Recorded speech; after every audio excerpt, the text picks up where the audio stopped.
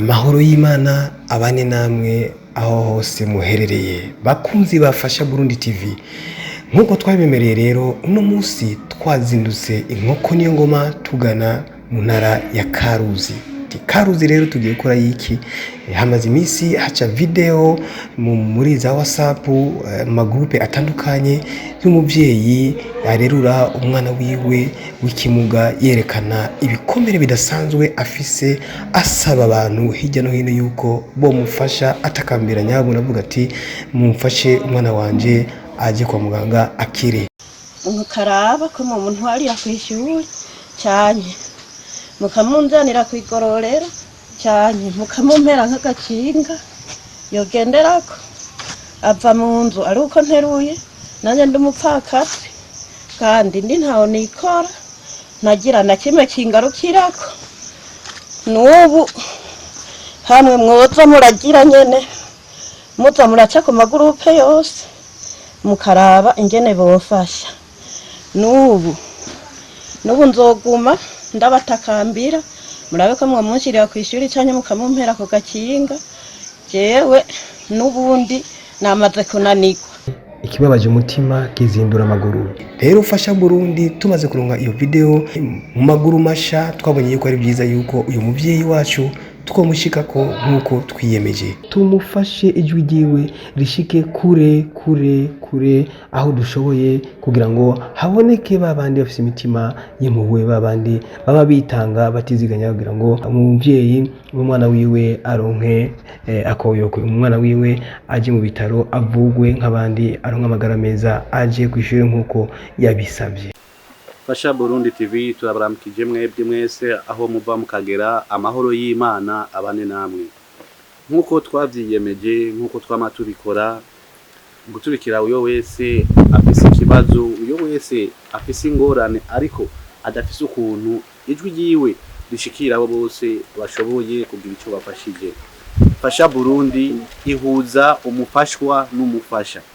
Uno munsi twagize amahirwe yo gutembera mu ntara ya Karusi, komine Shombo, umutumba wa Kiyange, aho tumaze iminsi turonka amakuru y'umwana ageramiwe n'amagara ameze nabi. Twagize uko dushoboye kose kugira ngo tumugezeko ibirenge, ariko amahirwe twovuga yuko twashitse naho nyene twabisangije nabo nyene mu nzira bamutwaye ku bitaro bikuru vya Gitega. Ariko nkuko twavyiyemeje, Imana ibidushoboje, ubu nyene umwanya atari muremure tugira tugende dushike ku bitaro tubamenyeshe, eka turabe igikenewe nico twofasha ku magara y'uwo mwana. Fasha Burundi ku bwanyu, ku bwacu, ku bwa twese. Umwanya atari muremure turabaha idonido y'amagara y'uwo mwana, uko twaravugwa, ingene ameze. Murakoze.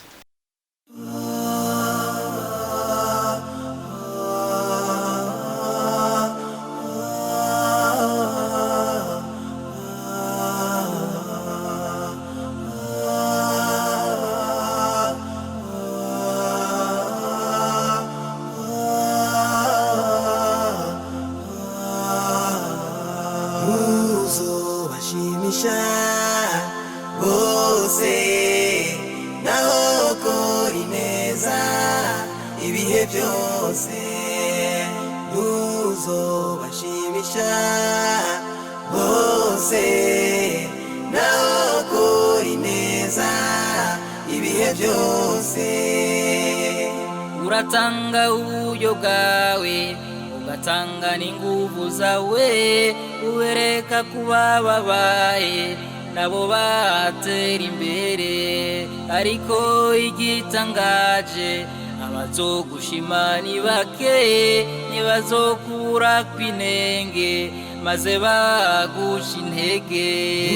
Uzobashimisha bose naho kuri neza ibihe byose.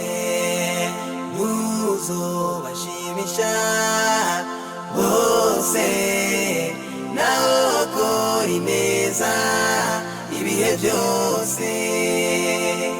kuba kw'isi biragoye kuba kw'isi ntivyoroshe ari ibintu tugende urakoze cyane ngo tuguteye ko ngo muri siriviza yawe wowe ngomba ngende ntwaye amata urakora ineza wirenganire uzurindire amashimwe urakora ineza wirenganire uzurindire amashimwe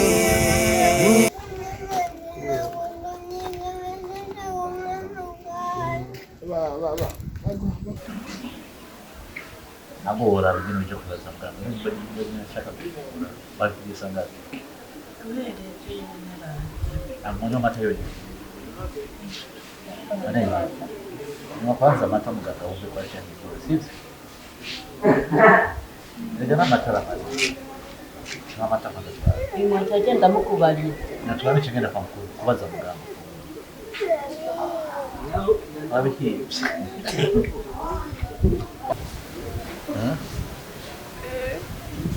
Marira mata chandara ukubura bena kazi ka sivyo mashaduke basi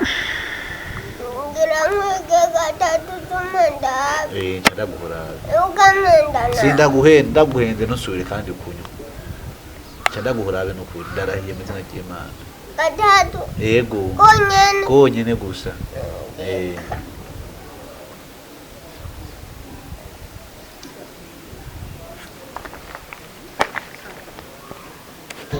turasubiye kubaramusa ubu turi ku bitaro bikuru by'Igitega turi kuri hôpital regional de Gitega niho turi amasaha twaba twagize amahirwe yo kubonana n'umuvyeyi nyene n'uyo mwana nyene turi kumwe reka umuvyeyi wenyene agira ico atudondoreye atwibwire wenyene uko bimeze turabaramukije muvyeyi yego ndabahaye gakire banyakumva yewe rero je nitwa Bashingwa n'Ubusa Gisera nkabamba mu ntara ya Karusi umutumba ni Kiyange intara Karusi umutone ni Nyarurana komine Mishinya yewe rero nkaba ndi umupfakazi n'intaho nikora nta gifasha na kimwe mfise nkaba mfise umwana w'ikimuga icyo gituma byose nabicishije kuri WhatsApp ngo bimenyeshe ku magurupe yose kugira arabe icyo yofasha none rero banyakubahwa jewe ubu rero ndi ku bitaro kuri hôpital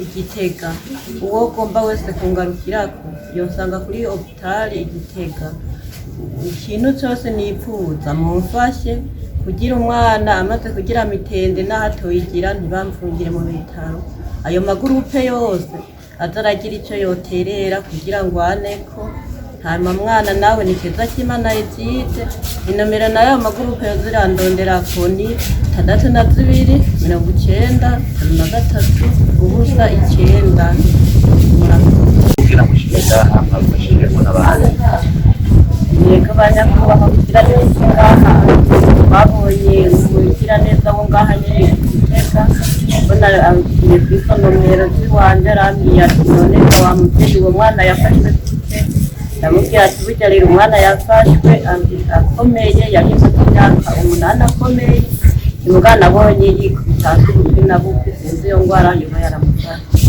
uwo muntu yavyambwira ati ubu rero ngomba ndakurungikira itike kugira umuzane uwo mwana kandi sindayaguhaye ngo yakure umunyu ndayaguhaye uzane uwo mwana yewe naciye ndamwijira jewe nyakubahwa watabukura koze ingene nari mbori w'amaboko umugongo jeho ndarose n'itombo buhora yaho urampaye intege kugira ati umugira neza yoba anyifuze ko agatinda we yoza aramfasha nanje abaganga bariko barakurikirana nyamwana yewe icyo kikerera cyariyondika jewe nanje ndabona nyamwana inshuti bavandimwe fasha TV Burundi ntakwitagira kugira ngo ikomeze ihuza abo bose bakeneye gufashwa eka nabo bose bakeneye gufasha umuvyeyi nk'uko mubyumvira twishikiye twenyene twabyiboneye turabyemeza ku by'ukuri umwana akeneye imfashanyo akeneye ubufasha bwihutira koroherwa kubera ahari aragira. Tukaba turimyeho n'akandi kumutera akamo wowe wese ufise ikibazo, wowe wese ugeramiwe, wowe wese ukeneye icyo wogufashako, twakure kuri iyi nimero tuzokugerako aho uri hose ataco tugusavye. Eka nawe wese ufise ico ukeneye gufasha, wewe wese ufise uyoboye ukeneye icyo ufise kumufasha, twakure kuri iyo nimero Fasha Burundi TV, turi ku bwanyu, ku bw'amwese. None muvyeyi, ubu umwana kumushika ngaha ntibyari kugira ngo bari itandukaniro ari yose mu bantu, itandukaniro umwana. Yego banyakubahwa, itandukaniro rihari ni uko watanguye no gushaka utwa Tamira nayo ahandi ubimuhaye yatarabimenya. Niyo mpamvu ntanguye kwizera Uhoraho, nkasaba Uhoraho yuko Imana izobikora nk'uko namwebwe muriko murankurikira buri gihe. Imana rugira byose yobikora murakoze. Ikintu rero ndiko ndasaba, na jewe nta gashyamba arangira imbeho, na jewe birandengeje mugiremo turwane uyu mwana. Muvyeyi, ni iki coba gikenewe mu maguru masha? Ikintu gikenewe najya amahera yakoseye ni 150, kandi bari babikeneye kushika uno munsi kugereje hamwe baba babintabaze kugira umwana akurikira neza. Neje bari banziye 20,000 byo kugira igipimo bamusize bona byonyene bataca kugira kugira ndabiri kubona binabikora. Murakoze cyane muvyeyi, bizera Imana byose bigiye kugenda neza ubwayo. Fasha Burundi TV irabashimiye mwebwe mwese muriko muradukurikirana, kandi twizeye yuko twese hamwe tuzobikora bikagenda neza. Tukaba kandi tuko turagusaba wowe mukunzi aho uri hose, gerageza gukora subscribe kuko uzobufashije bene Burundi. Iki gikorwa ni ca twese, murakoze. Nuko rero muri Fasha Burundi tumaze kumva ico kibazo yuko ari cinkora mutima kandi cihutirwa, twaciye twakura bamwe mu banywanyi bacu, bamwe basanzwe batanga intererano zabo babicishije kuri Fasha Burundi TV. Imana ikora ibitangaza byayo, amahera ya kosiyo aba arabonetse. Jendi bashingwa no gusagise abani nshimiye bafasha Burundi bafashije 150 kugira ngo ndayitange ingwate. Abashimiye n'abayatanze murakoze. Mugire umutaga mwiza, muzoze muratugarukira kuko nyene. Ataragira kozi